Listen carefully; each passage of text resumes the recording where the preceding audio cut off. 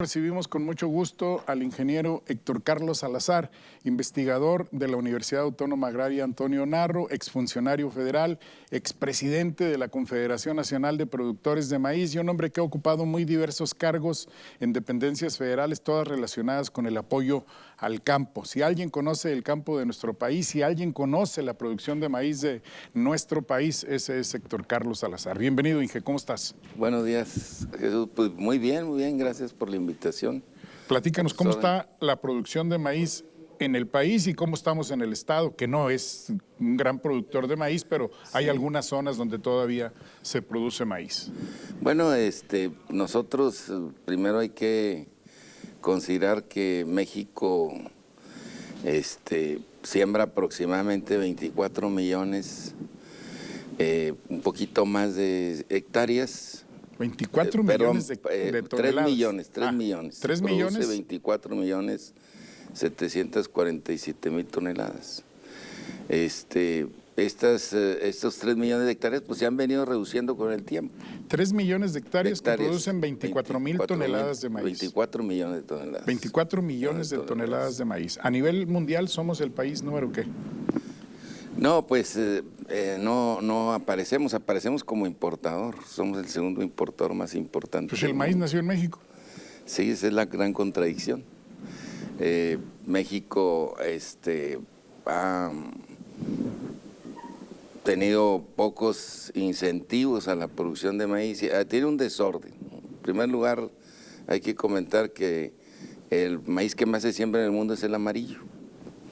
Es el octavo commodity, la octava materia prima más importante del mundo, solo después del petróleo, del café, del gas, de varios otros productos, y nosotros dependemos del maíz amarillo para muchas cadenas agroalimentarias en México, porque el maíz no solamente es masa y tortilla o productos de la masa, sino se derivan cerca de 200 derivados importantes que van a cerca de 60 cadenas de valor importantes, que surten a otras cadenas de valor como materia prima. O sea, es un gran elemento de desarrollo económico. Es un gran elemento de desarrollo económico y nosotros solamente producimos estos 24 millones y necesitamos 44 millones para atender el consumo nacional. Pero, ¿qué camino se debe seguir para eso?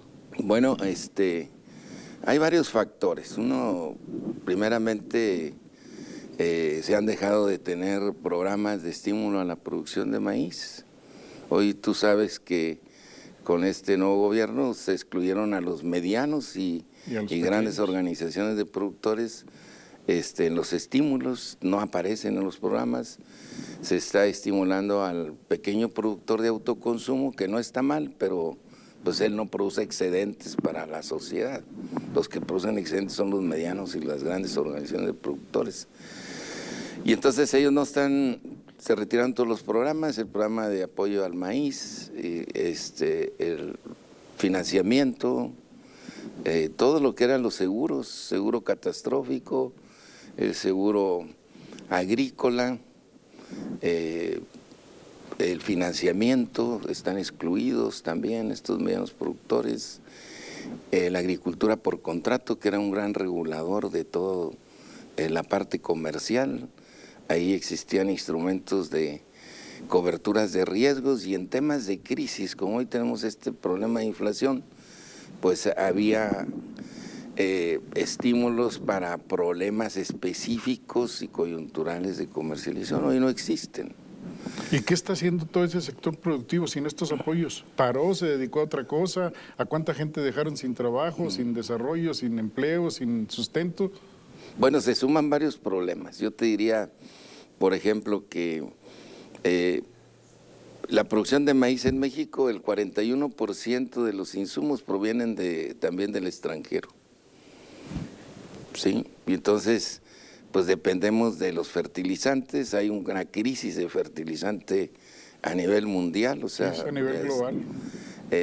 Los dos países en conflicto, se agravó ahora en febrero, ¿no?, que inició el conflicto de invasión.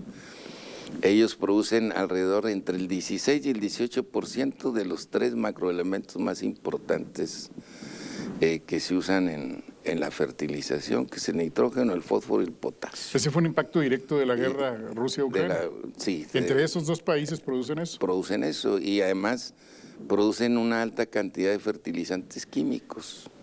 Y entonces nosotros dependemos casi en el 33% de fertilizantes químicos, de urea, y cerca del 26% de fertilizantes químicos que provienen de esa zona, de Rusia, Ucrania, principalmente de Rusia. Y entonces eso afecta, ¿por qué? Bueno, porque se dispararon los precios. Una urea que valía $400, $500, ahora llegó a valer hasta $1,100 la tonelada. Ah, caray. O sea, estoy hablando de valer 7,000, 8,000 pesos a valer cerca de 24,000 pesos la tonelada. 3 veces. Y si dependemos de esas importaciones para la producción, pues obviamente va a impactar en los rendimientos. Y ahora, el camino a seguir, si esperar a que termine este gobierno y cambie las políticas públicas para el campo. Yo creo que es lo que se percibe, ¿no? Pero yo creo que eso va a agravar la dependencia alimentaria. ¿Y si ganan los mismos y mantienen el mismo criterio para la aplicación de programas? Pues vamos a tener un verdadero problema, o sea, porque hay un detalle, ¿no? O sea, cuando tú te desarticulas de las organizaciones de productores y los productores, o más bien cuando estabas articulado mandabas señales de qué producir, qué tipo de producto se requiere y a qué hay que darle más prisa. Y los incentivos y los apoyos servían para inducirlos, decirle, oye, pues vete por acá y aquí te voy dando apoyos. Hoy no hay eso, entonces hay un desligue de las organizaciones con los propósitos del gobierno. Y para volver a implementarlo, pues va a estar en... Es difícil, aunque el gobierno trae el discurso de la autosuficiencia alimentaria, que ningún país es autosuficiente. Pues el concepto claro y al que todos aspiran es seguridad alimentaria, tener acceso a los alimentos y que estos sean sanos, ¿no? Héctor, el tema del precio de la tortilla, ¿se justifica que esté tan alto? Oye, de 20 a 25 pesos variando las regiones, el kilo de tortillas. Bueno, nosotros tuvimos un debate hace días, el 13 de septiembre, con los principales actores de las cadenas y en general hay un fenómeno en las cadenas de valor que van desde la producción agrícola hasta los productos ya transformados.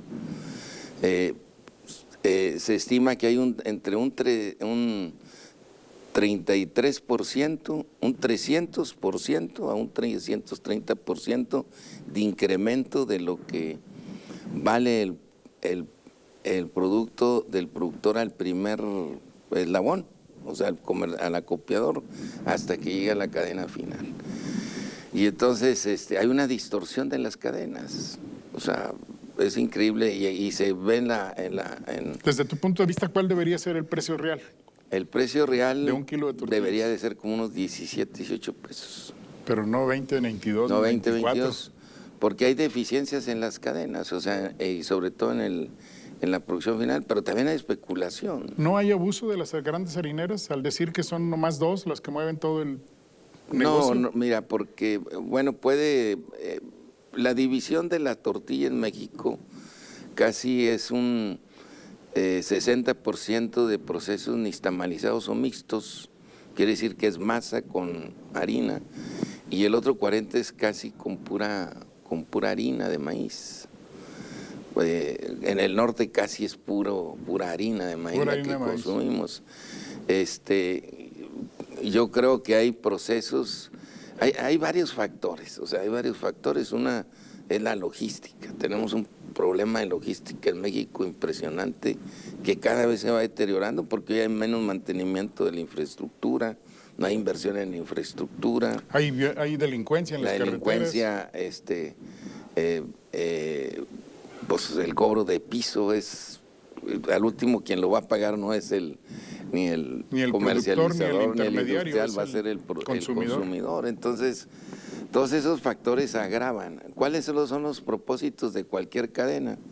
Tener reducción de costos, tener reducción de tiempos, tener calidad y mejorar su utilidad, sin duda, ¿no? Claro. Entonces, Cuando se juntan todos estos factores, pues sí. ¿Tenemos más sí, competitividad? Tendríamos mejor competitividad, pero no existe un estímulo tampoco a la industria ni a las cadenas de valor.